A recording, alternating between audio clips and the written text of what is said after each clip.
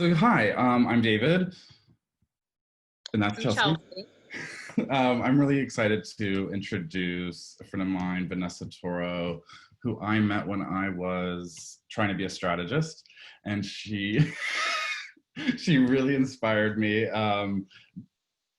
I tried being a strategist, but you know what? It's fine. We're not going to go there. So Vanessa is a vice president of strategy at Digitas. She is responsible for providing strategic and creative direction for clients and partners at agencies all around. Yeah, and she is relentlessly focused on helping brands harness culture. Vanessa has led the thinking for clients such as Delta Airlines, T-Mobile, BlackRock, and Mondelez. But Vanessa wasn't always in the ad industry. From street culture to moving culture, before being a strategist, she managed street artists, delivering limited edition collaboration partnerships between street artists and brands such as Stussy, Nike, Burton, Kid Boot, and ASOS. Yes. And right before she had like a soft launch of an event planning company, Digitas sought her out and recruited her and wanted to hire her. And she, politely said no a couple of times. And then she thought, well, maybe I'll give it 30 days. And that was 7 years ago. But since then, she has sort of become known, and how I know her, as the high priestess of briefing, of activism, and of the side hustle. Briefing isn't just a one-page doc. It's a way to use theater to get hype. It's a way to get people excited about the project you're about to work on. She's a founder of her own activism clothing line called Rabble and Rouse, where you give all the dams. She's unapologetic in her activism, whether it's campaigning for Stacey Abrams or helping challenge the election that was completely rigged and stolen from Miss Stacey Abrams. So, Right. Yeah. So tonight, Vanessa's not just going to show you a sizzle reel or some work that she's proud of, but rather she's just going to have a frank conversation with you about the state of the world and advertising and how it can help move our culture. So without further ado, please welcome Vanessa Toro. What an intro. What an intro. Before we get started, though, I do want to take a second to honor the memory of Breonna Taylor and to hold space for any Black students here who are carrying that heaviness with them and trying to get all their work done and being here tonight. I appreciate it so much. I hope I offer you something in return for your time, but I just wanted to say that because it's been a very heavy day. So I will get ready to share my screen and we can play Zoom bingo where I ask and you let me know if you can see it.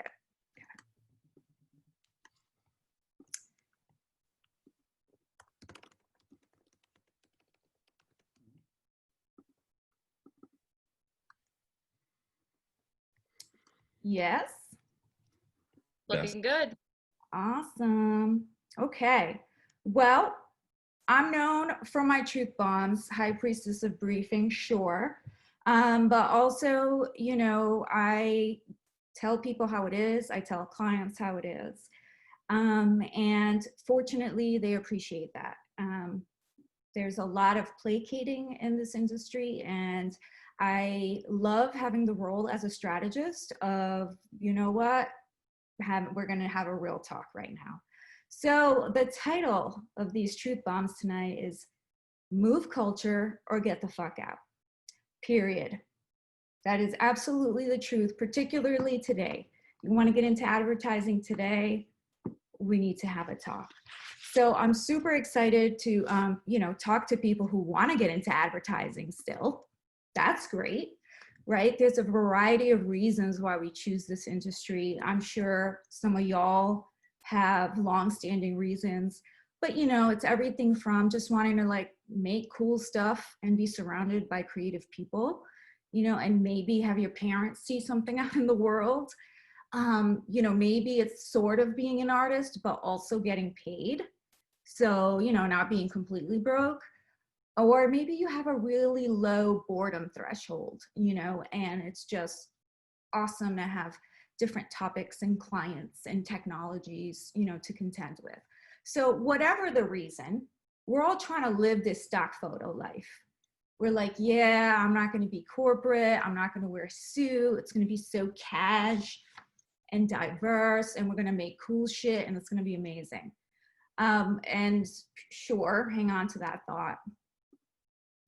So we all know that, you know, ads influence culture. Obviously, that's the reason some of us even chose to get into this industry.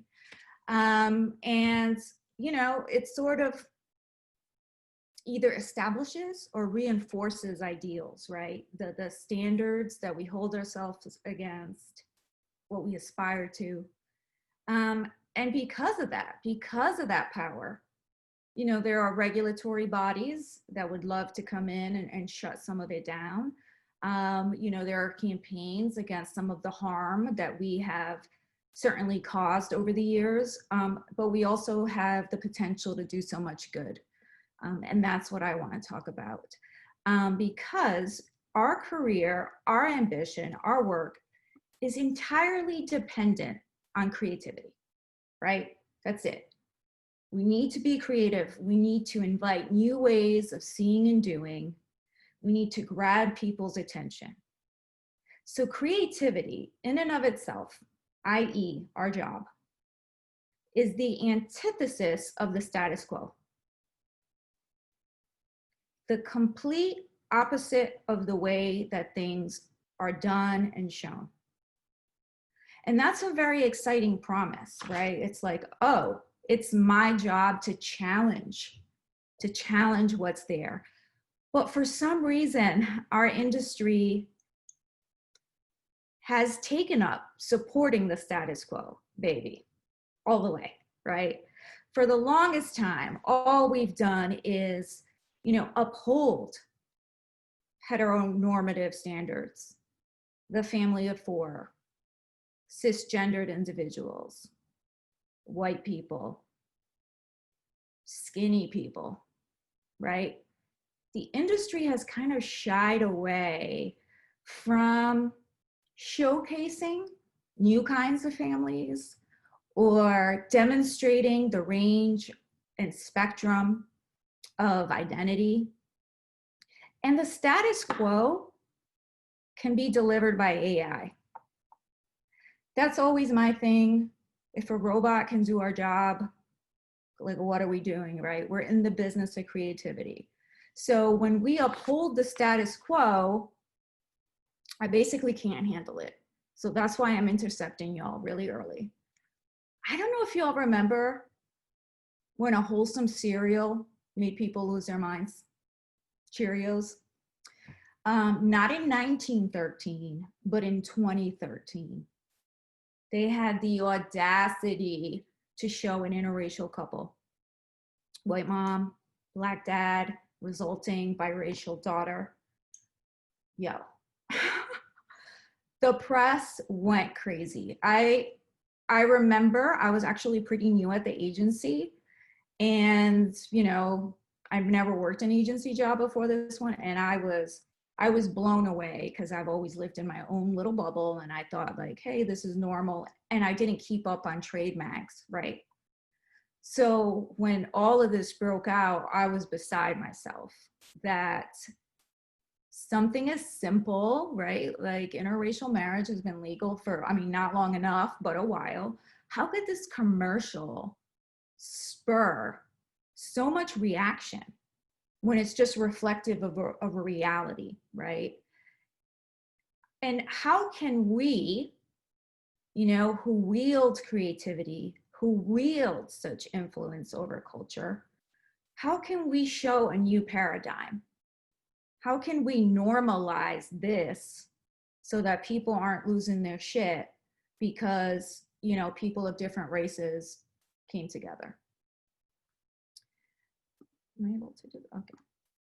So this year in particular, but certainly I'd say the last 2 or 3 years, we've all seen it, right? Brands are like stepping up, they're taking a stand, you know, they're addressing, you know, gay rights, Black Lives Matter, toxic masculinity, things that for the longest time only lived in sort of academic circles or activist circles, right? the average person did not have that vernacular to talk about these things. You know, and Nike caught a lot of flack for doing this. And oh my God, believe in something amazing. Sure. We're seeing culture go in that direction too, outside of advertising, right? Talking very directly and candidly about periods, bodily functions, shapes of human bodies and sizes, skin that's not photoshopped to hell and back, right? We're starting to see this, and it's really, you know, more taking hold in social. But this Newsweek cover is from 2016. And it's still a conversation. I actually work on Stay Free, Carefree and Playtex. And we're still having to figure out, how do we talk about blood, because so many people are squirmish about it, which is bananas. But it's also why I am so pumped that you're here. I am so excited that you're here, because there's never been a better time to flip tables. Never been a better time to not only flip tables on this culture, but this industry. You know, and on that slide that I just showed you, Nike, right? Like, they rely heavily on Black culture, right? Black athletes, Black aesthetic. Like, that whole thing's Black, except, you know, when it comes to inside their walls. This is their executive team. 7 white men, 3 white women. These are the people behind all the power wielded, the lines lining up for dunks in Air Force Ones. And it's like, how is this still the case? How do you talk about Black Lives Matter and this is what your leadership looks like? Just this last week, I posted on LinkedIn, sometimes I do that, about this annoying tension within agencies too. I mean, it's not just Nike. A lot of businesses, agencies, whatever, are guilty of this behavior, which is to proclaim to love Black culture, but not Black people.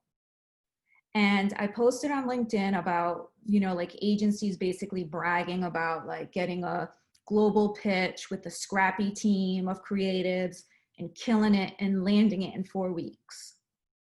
And at the same time, that agency is like, you know, updating their 2009 diversity report to let you know that they've made some progress.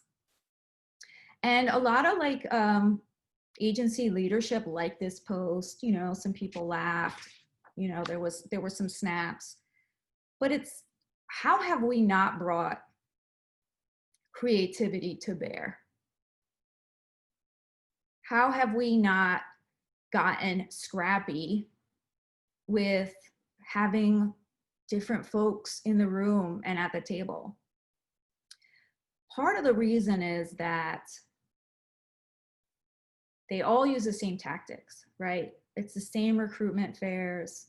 And I will say that, you know, historically, Black colleges are now part of the circuit. But by and large, you know, private schools like that are not accessible to everyone, right? So we're getting the same schools, the same pools of students, right? Agencies are competing for those folks, the same networks. Of course, you get the same results, right? What about that dope kid at the community college? How would we ever find him? And more importantly, he doesn't know about us. Obviously, I don't know, you know, the background of folks on the call, but it's very easy to actually not know about advertising. I'm going to show you a picture, and I'm going to show you a picture, and I want you to tell me if you can, and if you don't mind chiming in, what you think it's of. Let's see if this works. Although I wonder if I skipped a slide, that could happen. That did happen. Okay, let me go back one. Okay, network. Okay, so this happened to me. First gen person, working class parents. You know, they don't know how to fill out college applications. I did all of that on my own. I went to college at 16. Yay, but not, because I didn't know what I wanted to do. When I graduated from school, because I had to work to put myself through it, I didn't have that network. I didn't have like this alumni network. I didn't get to hang out and do all the college stuff because I was working midnight to 8 in the morning. And so for someone like me and other Latinx and Black folks and disabled folks and folks who just don't have access, you don't even know about there being different disciplines within advertising. You don't know anyone who works in it. And as far as you're concerned, a fancy commercial can just come from Hollywood. Like actually, like, oh, maybe that's who makes it. You really don't know. So that's my next point. You don't know what you don't know. So this picture, curious if anybody sees this way. You can either pop it in chat or speak up, but I'm just gonna give it a second. Does this mean anything to anybody? Yeah. Yes. Mm-hmm. Dope. Okay. It's awful. It's so bad. Okay. So this is how I see at night and how I've seen at night my whole life. I've been wearing glasses since I was 6. So this is how I thought everyone else saw lights at night. So it's only this year and like in the last 6 months that I found out that other people do not see that way. Like, what the hell? Oh my What God. the hell? People know about this? Oh my goodness. So, A moment. You don't know what you don't know. You Oh my see, God. you have no reason to think that what you see is wrong, and you don't know what other people see. Right? So we all have our own experience and our own way of seeing things. And it's not, you know, it's like, I'm healthy, I'm normal. I never thought that me seeing lines everywhere was weird. Right? And I felt like I would have known that. But I've gone my whole life not knowing that people without astigmatism see the way that is on the right of this. And like, I'm still freaking out about it. I still can't believe it. You guys are lucky. Yeah, you just broke the chat. I mean, I think this is Oh, what word? Okay, I can't see it. So. don't look for it. I'm just saying, don't Okay. look for it. I'll take a screenshot. How about that? Do it. Okay. So, 2014. After a decade of streetwear, limited edition collaborations, communications work, developing strategies for small and medium-sized businesses as an entrepreneur, you know, being part of pre-Web 2.0, but certainly Web 2.0. 2014 is when I first heard of account planning or strategy or whatever we're calling it. What the hell? How have I been doing the work, part of the zeitgeist, a maker of culture, and I didn't hear about account planning? Oh, I have to find a human truth, and I need to drop that, and we need to make amazing work, and we need to get the word out, and we need to figure out what to say. I've been doing that my whole life. Fortunately, someone recognized that in me and was like, you don't need to be doing social.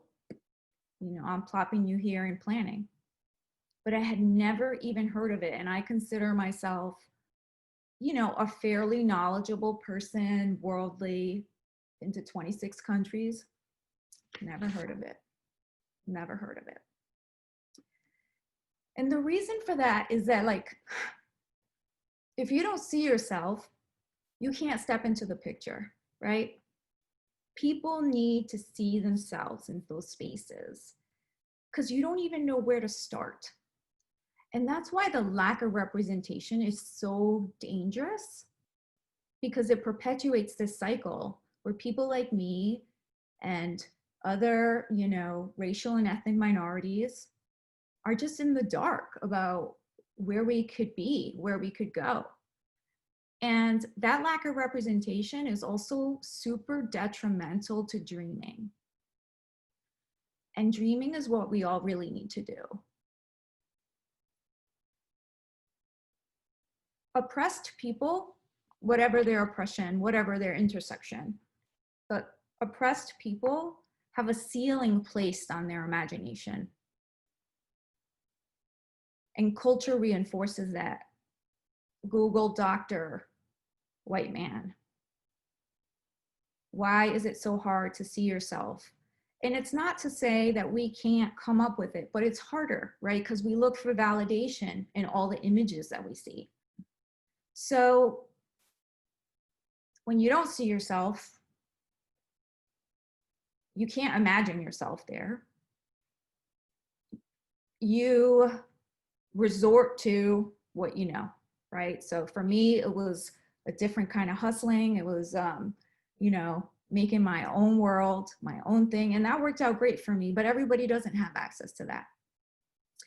And what I want to talk about is countering this lack of imagination in culture, in agencies, and in our communities on an individual basis. You know, you can do this at your local high school. You can do this, you know, hopefully in the organization that you join soon. And you can even just do this in your circle of friends. I'm going to tell you my experience with this, which is, I don't know, I mean, it's still happening, but for like the last 10 years, this whole like no fucks given zeitgeist took over, right? Apathy is the move. Everybody's unbothered. I'm not voting. And that just really pisses me off. I hate it. I saw it take off in meme culture. I saw that people sort of took on this affectation of I don't care, it doesn't bother me, I don't care. Lies, but okay. And I was so disturbed by it. And knowing what messages and images do to us, right? They leave imprints all the time. Whatever you think, you become. I wanted to intercept that message. And I just came up with this response.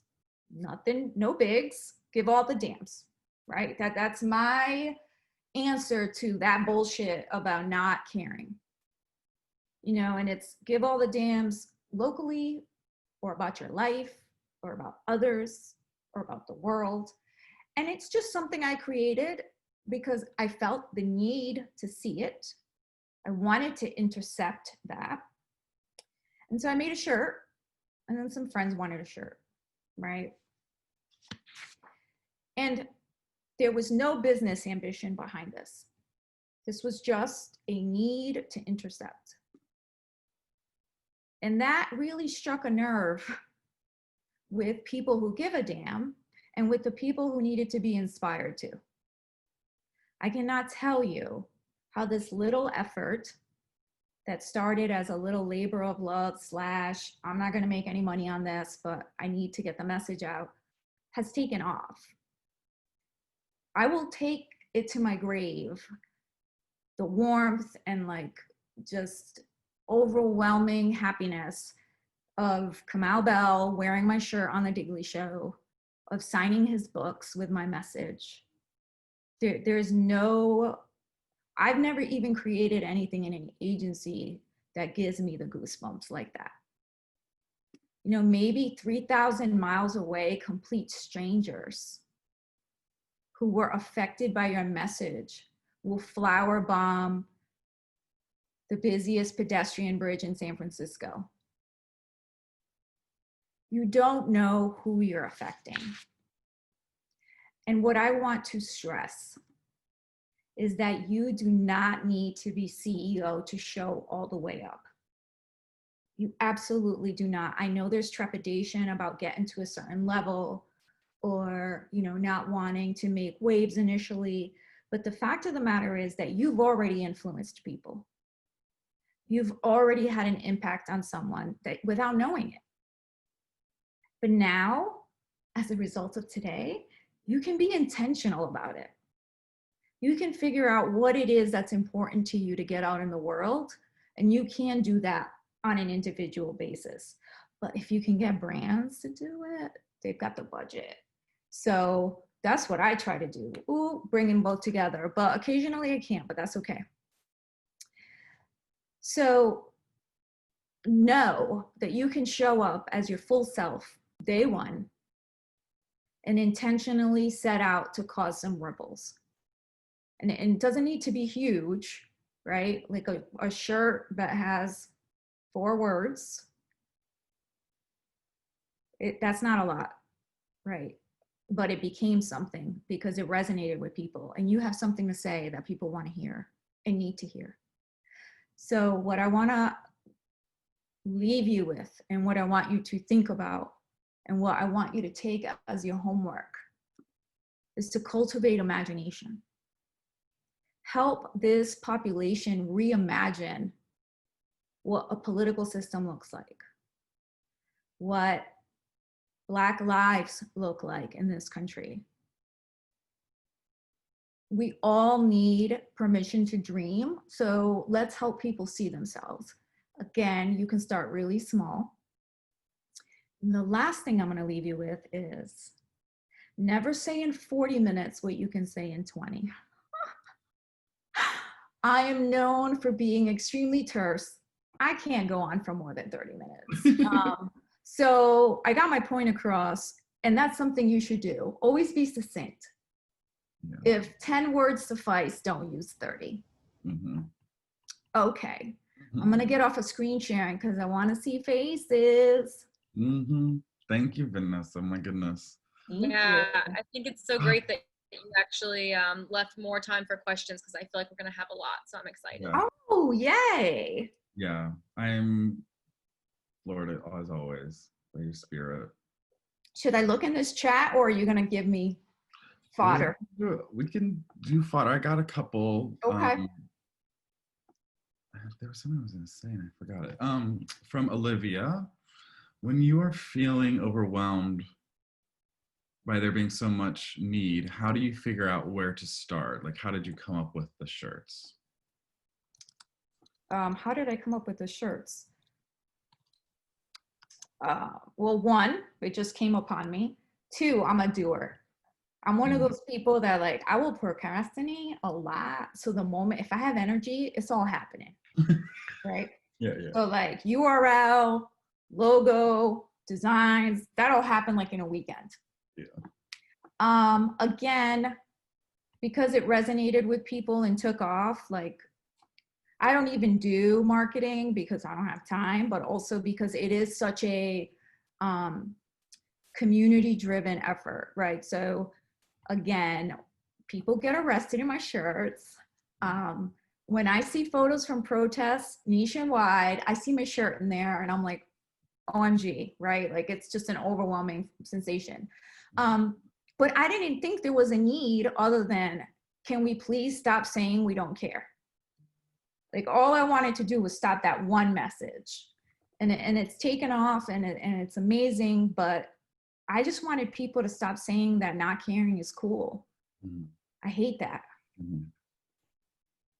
I mean, well, I mean, I just know how present you are, and it sounds just like you have to be open to that sort of, that inspiration wave coming to hit you. And I know you are so in tune to that, and that, like, you know when it hits, and that's, you know, that's when you take off. Okay, so John Fogg. Woo! Woo. John Fogg doesn't go to school here yet. He does not yet. He's a okay. Maybe next year. You know what? I'm gonna allow. I think I'm gonna allow you to answer your question, because that's a long, and I don't know if I can read all that. So, do you mind asking her, John? Oh, hey, yeah, Vanessa, sure thing. I'll put it briefer. Like you said, why say it in 40 when I could say it in 20? Okay. all I wanted to ask was, so this is kind of the inner skeptic in me. Sometimes I go on LinkedIn and I'll see a headline that says something like XYZ company promotes first Black CEO. And there's part of me that goes, that's great. But then there's a little bit of a skeptic in me that wonders, is that not just further exploitation of a minority? Because why not use the individual's name? Why is it going company hires first Black CEO? And so my question to you, and I apologize if this is a little controversial, how do you balance drawing awareness to an issue without risking exploiting it? Mm-hmm. Well, that's real. Mm-hmm. So one, if it's the company itself saying we hired our first Black CEO, we got some problems. Yeah. Right? They're tokenizing, they're patting themselves on the back. Unfortunately, because we still haven't gotten it together, there are still so many firsts, right? It's like, oh, first pilot, first this. So unfortunately, we're going to keep hearing about first in the press because it's perceived as a barrier broken because it's 2020 and it's the first Black person in that role. So we have to separate news media from how agencies or companies handle that. So I would say if it's the company itself, I would take major issue with that if they were putting out that message. Gotcha. Like, point me to the post, okay? I can send you multiple. But if it's the news, that's part of one feeding into this racial conversation. And it's also because tragically, it's the first. Mm-hmm. Yeah, that's what I would say too. It's like but at least that ceiling has sort of been broken in that way. And then in 5 years, we don't have to have the first. Oh, you're so cute. I know, I'm so naive sometimes. Like, this Sometimes. I I have a question, David. Okay, so Amanda would like to know, how do you balance working with brands that don't champion diversity or activism? I really don't. So, okay, a couple things. One is when you become a trusted ally. So as a strategist, I would say I have more weight than the creative team because I am their business and sort of organizational gut check, right? So when you become a trusted gut check for an organization, you play a role earlier on and you can inform that stuff. That's not to say that they're like, hey, yeah, we're gonna do that, but always chipping away. I will make an activist out of you. I will sneak in. I will tell my creative team when they mock up work, what the hell? Like, I want to see different kinds of people, especially, all the pictures of like somebody with a phone and it's just their hands. All the hands are always white. So one is to change what gets in front of them, period, right? You too need to normalize for them that the mock-ups are going to have, natural hair, right? Now, if they don't like that, they can then voice that and then we can address that. But part of it is infusing it into the work. That's not to say that I haven't had clients that are, not very many clients are woke. Let's be real, okay? I do have to separate, right? So I understand my job. I can empathize with all kinds of people. I put myself in everyone's shoes and I can get the job done. But if I had a super conflict, and I have had one before, I simply ask to get off the account. I don't know that you can just do that, but because I work on so many things and I've proven my commitment to great work, leadership will like look out for you if you're like, I absolutely refuse to work on blank. It's good to know what that deal breaker is for you. People have different things. It certainly can't be that they're progressive because there's like one company, right? Like REI or Patagonia, that's it. But you know, if there's like microaggressions or it's pharma or cigarettes, you know, whatever your deal breaker is. Yeah, thank you. This question is somewhat similar, I think, but I think there's a twist at the end. It's from our lovely Professor Lavoisier. I get this question a lot from students. What do you do when confronted with a client or project that doesn't align with your belief systems? The easy answer is to quit, but is it ever the answer to lean in and fight for what is right? Yes. Yeah. Sometimes that is the answer.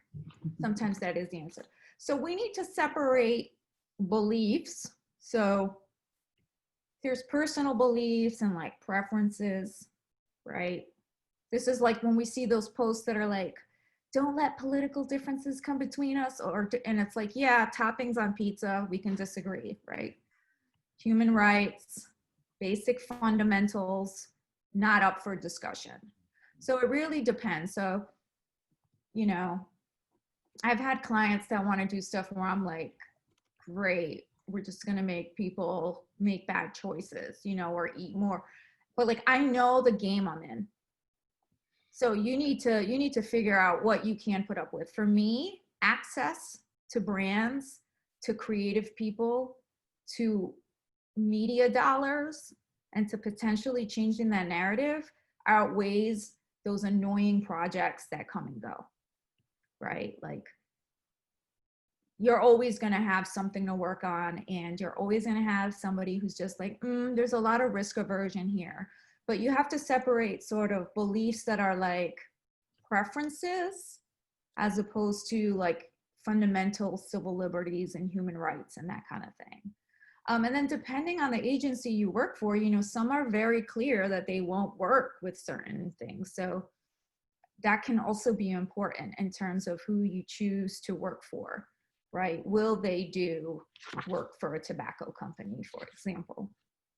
So I hope I answered your question, but. I think so. That's. Listen, I'm opening up this chat. Chelsea, you wanna? Yeah, I have some. So let's see here. So someone asked a question where they want to know if they happen to find themselves in a toxic work environment. Think white boy frat culture, you know, and they're trying to get out ASAP, but they want to know how they could affect change or deal with that toxic environment. Before quitting? I guess as opposed to leaving, maybe. Okay, could restate it. Sorry. Yeah, so they want to get out of that culture, but if they're to stay, how would they affect change or deal with that toxic work environment? So toxic's a different level. You know, you don't need to be in places that don't serve you either. So what a piece of advice I have for you is look around agencies or places you're considering working and see if you want to become more like those people. The fact of the matter is, you alone, while you will have influence and you can certainly inspire and move people, you're coming into a culture that already exists and they already work a certain way. Do you like what you see? You know, they say you are like the 5 people you spend most of your time with, right? You're going to spend a lot of time with these people. Are you not feeling them? Like, are they the opposite of what you aspire to? Take a look at that if you can before signing on.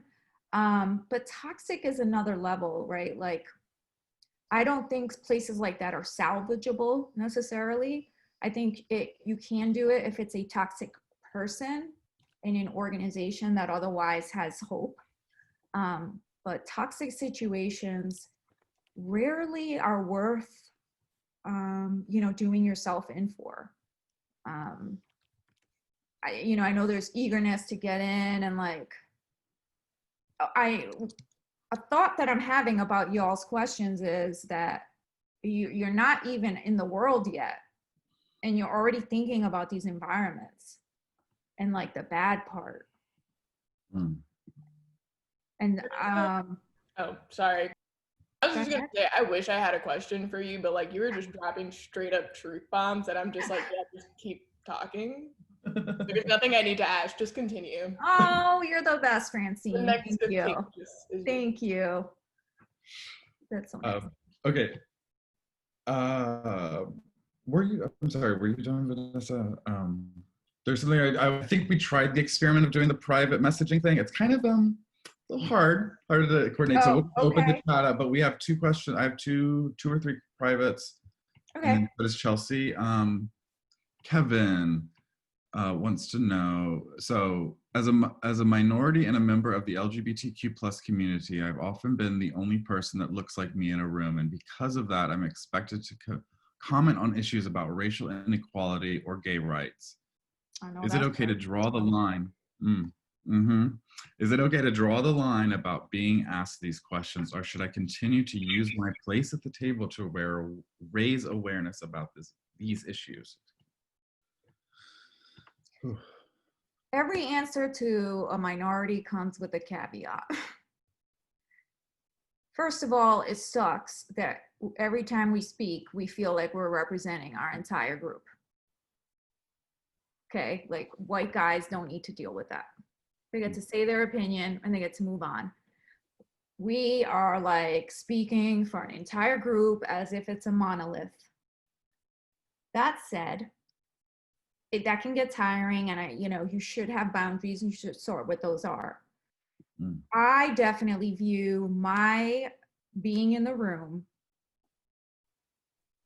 as a duty to address, call out, raise whatever on these topics. It is exhausting, I'm not gonna lie. That's why I need y'all to join the ranks. It is tiring, but I'm trying to get more people in that room. I'm trying to get more people in that room. And there are times I opt out, and I'm very clear. I'm very clear about that. I don't know that all agencies are this way. Like I said, I've never worked at one. I'm working at this one. They let me just be myself. What? It's amazing. But I am very candid about what I will and will not tolerate.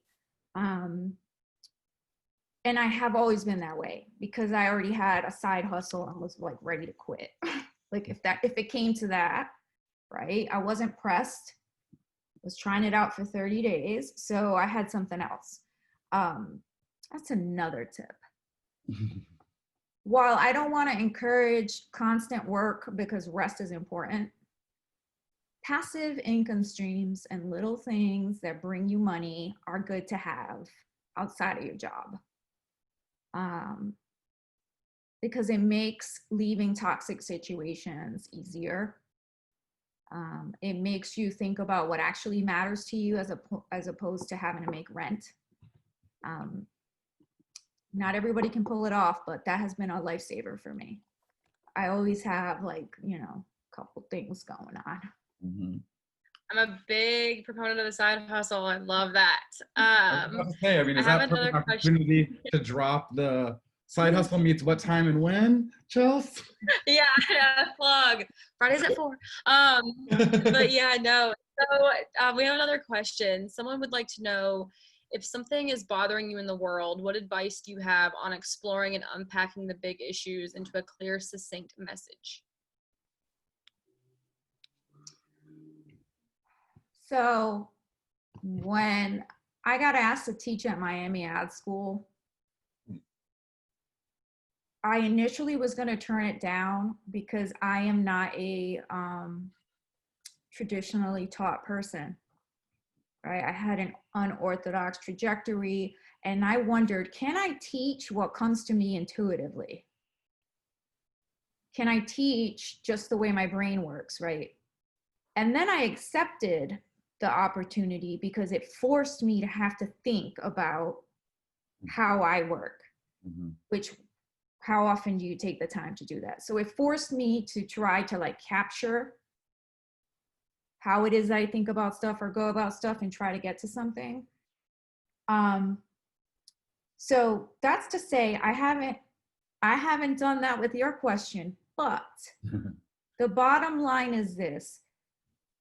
Human beings can only take in so much information. People are ruled by emotion, not logic. Doesn't matter what it is. Doesn't matter what it is. And the most important thing is to be clear. So one of the things that I do for my community is to take complex political, economic, coronavirus related stuff and translate it into regular English, like on my Facebook. The best thing to do to explain complex things is to take it out of the context and bring it to an analogy that's unrelated. So just as a quick example, right? Like, how long have we been saying Black Lives Matter? Since 2014. Mm-hmm. In the last 2 years, there have been like cartoons and memes and like a couple tweets that finally made it click for people. Because they just showed it in a different context. You know, equality versus equity. You know, white male privilege. There's the guy that's like gonna start a race and the Black woman is too, and she has all these obstacles, you know, and he's like, what's the problem? It's the same distance, right? Like, if you can bring it to a non-emotional, like controversial realm and give it an analogy, that is the most powerful thing. Because people respond well to stories and to things that they recognize. Awesome. Oh, I got a lot more. I mean, shit, we'll go over if we have to, I guess. That's no one has to say for that. But for Marissa, okay, have you encountered a moment when you thought you had the right perspective regarding a social issue, but were corrected or redirected? If so, how did you proceed, and what was the biggest lesson you learned from that? Oh yeah, I'm a work in progress. I try to learn in public.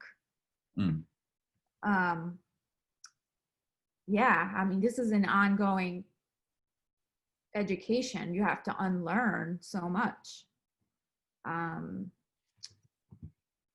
Right now, I'm struggling with abolition.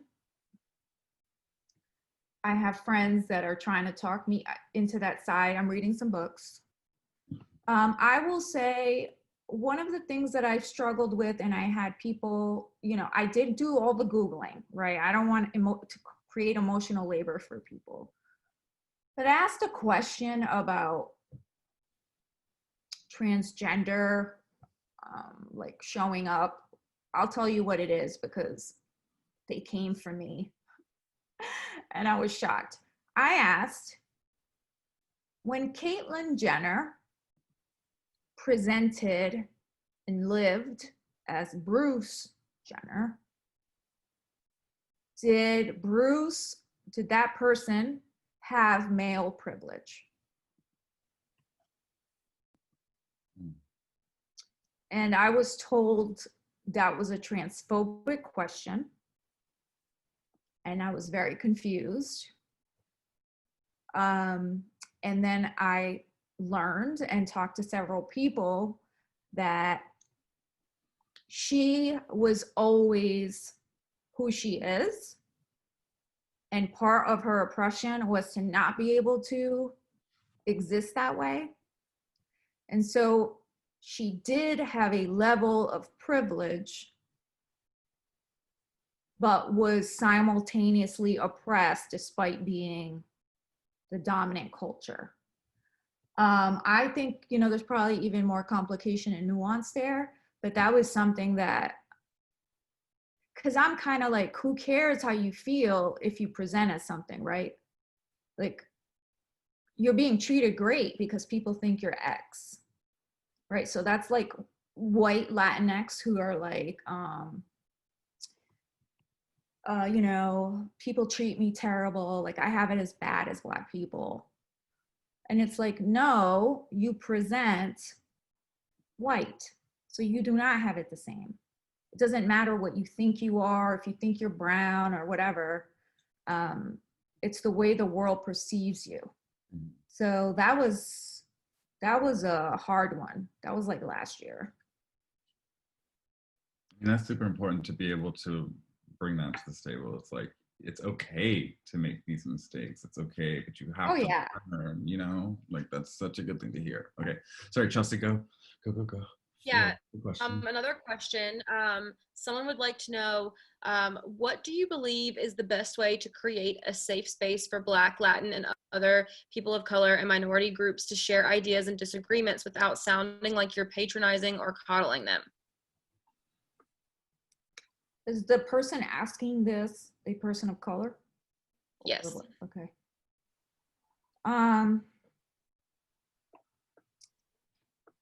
So this is something that we're having to deal with continually because so much stuff keeps happening.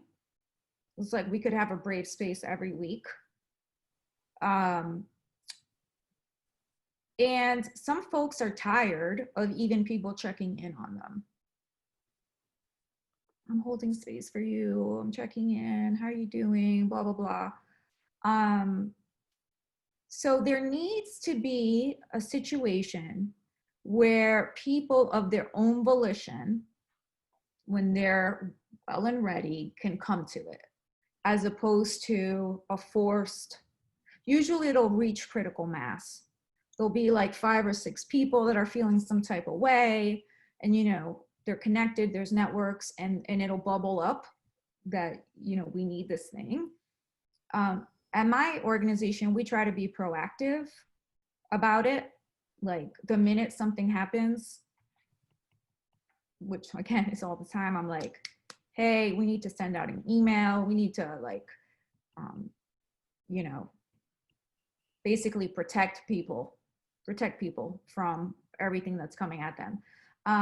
So one, it's good if you just have some kind of planned, once 5 people say they really need to be heard out, you know, we put something on the books or whatever. It also depends if it's just going to be people of color in the room or if you feel like you are going to be subjected to the white gaze, right? It's experiencing trauma and pain in front of other people can, you know, that's not the best. So it just depends, you know, because some organizations are really trying to understand, you know, and they'll do these, everybody's welcome. And then some people start crying. And then you're like, how did it become about you? But that's besides the point. So it's always better to, if you can, have your own BIPOC situation. Awesome. Well, speaking of companies and different approaches, someone would like to know, since you've been at Digitas for many years, what keeps you there and what do you love about it? What keeps me there? I can be my authentic self. They know what they have with me. They like recognize me. I am promoted duly. I'm given opportunities. It's very rare for someone to come in a discipline and then just get plucked and allowed to go into strategy. That doesn't happen a lot. They've given me free roam to try stuff. I almost am kind of like an entrepreneur within the organization. You know, like if I think of something I want to do, I have support. So I stay there because the work's always changing. I love my team. Like really, like, you know, we'll be friends after, you know. And I'm just never bored. You know, I'm someone that's done a lot of different things. I'm super passionate about what I do. I believe in it. I'm stubborn. So even with those clients that I'm like ready to throw in the towel, I don't. So yeah, they've given me a lot of opportunity, recognized me, and like developed me. That's awesome. And then David, I have one more question on my end. Do you have any more? I do. I mean, is it okay? I mean, Vanessa, do you have anywhere to be, or can we I sort of have maybe a few take more it minutes over? if folks want to hang out, but if folks want to leave, I also get that. Yeah, stay if you want, leave if you need to, but yeah, I think we're gonna just chuck on. So Chelsea. Okay. Yeah, last question on my chat. Someone would like to know, are you going to stay in the ad world in the future, and what do you want to do next? Am I going to stay in the ad world? You know what? I don't know. I am very involved in local politics, but I don't like politics. I just care about the world and like am determined to flip my state. Yeah. I could see myself, I really enjoy this. I really enjoy talking to people, you know, who don't know what's out there. Not that y'all are that, but like, I just want people to know they belong. And I don't know how that comes to life exactly. I've been doing more like university circuits and different stages, but I might write something. I feel like I'm supposed to publish something. And I'll probably step up Rabble and Rouse. I'd like to create a platform for voices, you know, and like pay people for it. Awesome. Awesome, that was great. So yeah, that's it from my end of questions. David, do you want to carry on? Yeah, I'm going to combine it's a kind of a question that I always think about, and it was proposed to me by our lovely, actually, she's our director of strategy, Miss Kaylee Contrell. But it's about how can white allyship show up in a positive way, in a supportive way, and even though there's still so much for us to learn, you know, I think sometimes also not making it about us. How can we be there for our BIPOC cohorts and people? I mean, I think knowing that you're not going to get it right away is number one, right? You are learning. It's a journey. It's important to not take anything personally. You know, it's not a matter of like, I don't feel good or I feel left out. I mean, we're talking about trauma, right? We're talking about being reminded every day that you don't matter to our society. That's like, what? I'm like, how are you going to go to work? I don't get it. I don't understand how people are supposed to move through the world. But one, even wanting to figure out how to be a better ally is like leagues. Two, just stay open to learning. Like, you have to put your ego aside. It's not about you. You know, really impact matters in intent more than intent. So it can't really be like, basically Google's your friend, right? So as much educating as you can do, and there are some really, really great resources, as much educating as you can do of yourself, as opposed to placing that burden on the oppressed person, that's amazing. And just really holding space for people, letting them come and share what they need to, you know, without trying to relate and be like, oh, one time I had somebody follow me in a store, you know, it's like, yeah. No. So like many things, it's about empathy, not making it about you, and being willing to learn, and you're going to make mistakes, and that's okay. Okay, I've got two more. Can I just say that it's 7:05 and there are 93 people on this thing? I mean, that's the power of you, girl. I told you. Listen. The light that you shine. Oh, I'm so happy. I'm so happy too. Okay. Two things. One's it's deeper. Let's go. Okay. In situations where a brand is willing or wants to take a stand for a group cause, how do you distinguish between having a relationship with that population and exploiting that relationship for profit? How do you keep the connection authentic and offer more than just quote lip service? Well, if you don't already have a relationship with that community, Better get one. it is lip service, Yeah. right? Don't go get a relationship in order to be able to do something. 2, just do what you're going to do. You don't need to tell anybody about it. Like, you can go do good things as a brand. Mm-hmm. You can, fund stuff, however it comes into play without having a PR release. Mm-hmm. But we're living in a culture right now where people are going to call that out. My job's getting a lot easier. Like, instead of being like, hey, this is what's going to happen, it's just happening. It's just happening on Twitter. So yeah, do you already have a relationship with this community? Why all of a sudden is there an interest? Mm.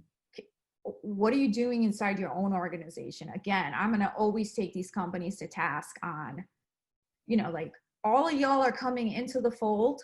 Amazing. Can't wait. Are you going to be there in 10 years? Are we going to keep you? Are we going to do what we need to do to develop you, to grow you, and have other people see you in a place of leadership so they can ascend? I'm not impressed with, what we've done. I wish I had been in this industry a long time, because I feel like I would have done something, but it's okay. This is when I'm supposed to be here. Mm-hmm. But yeah. If that plan ever comes out, how do we retain our Black talent? Absolutely. Gotta start building that up.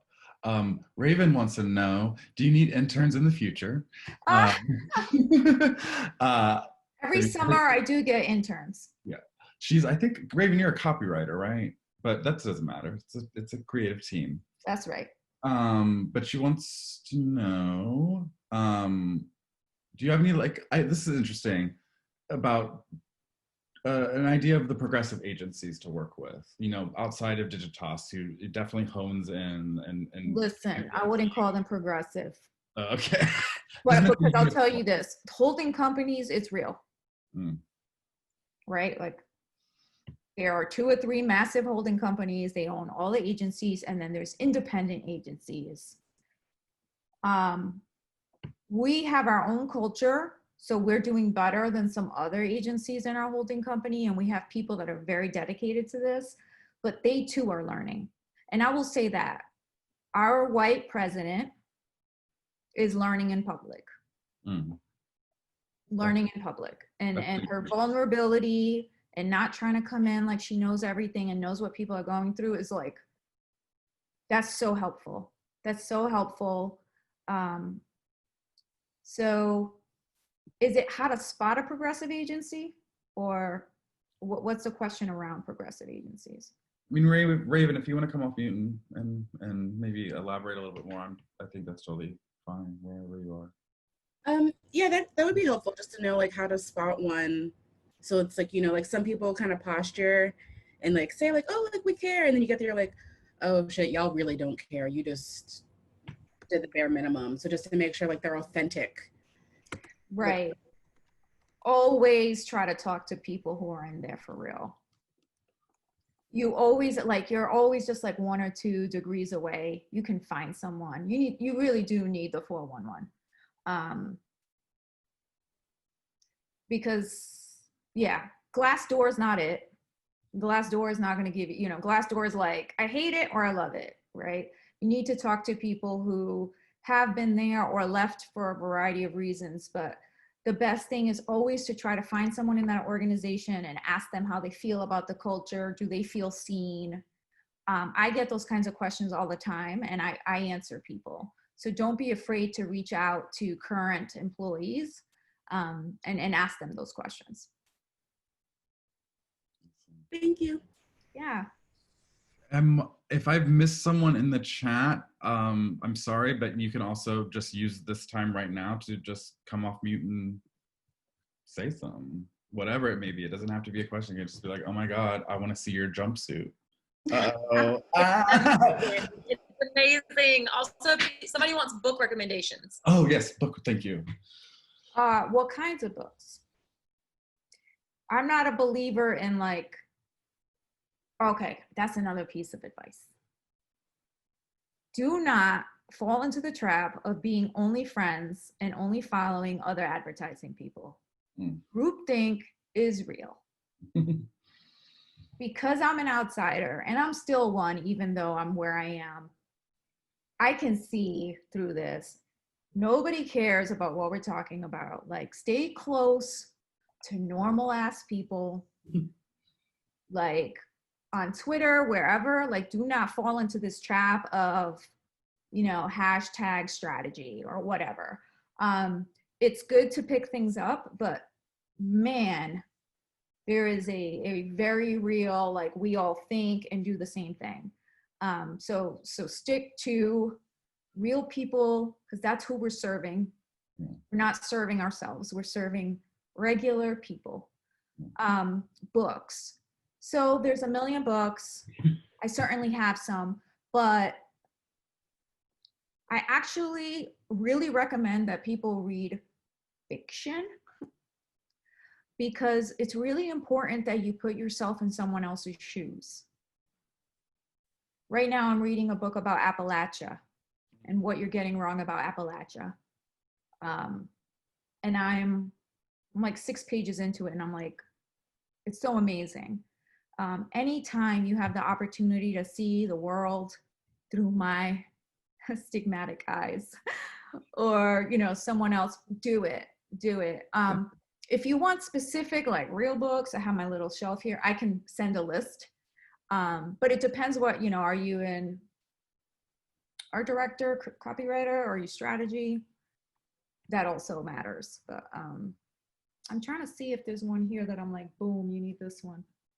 A fiction reco?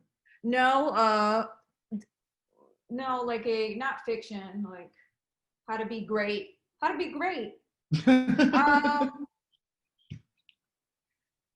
An interesting book is called A Mathematician Reads the Paper. And it's all about how, one, Americans don't understand statistics, and how we misinterpret and use it in the wrong way. And it's all about messaging. How do you get to the crux and simply communicate things? I am on social media. Frida's Brow. Y'all are awesome. Hanging out with me for so long. I love it. I mean, I think you're gonna have to show the Thank you children. for staying on. Yeah, you will have to show the children your jumpsuit. I'm just saying. But they've been through enough. They can't. They can't. Yeah, I mean, this has been awesome, and I know that everyone's really looking forward to your list of book recommendations. I can't wait to get those in. And I have a feeling that you're going to be getting a lot of messages in your inbox on LinkedIn soon. I think people are happy vibes. Yes. Holler. Happy to hear from y'all. Excited. I'm so excited that you guys are joining the ranks. Yeah. Let's mess it up, y'all. Let's do it. Yeah. She needs the army. We got to be there for her. We got to do this. Yes. Awesome. Amazing. Thank you so much. Thank you. Had a great time. All right. Bye, everybody.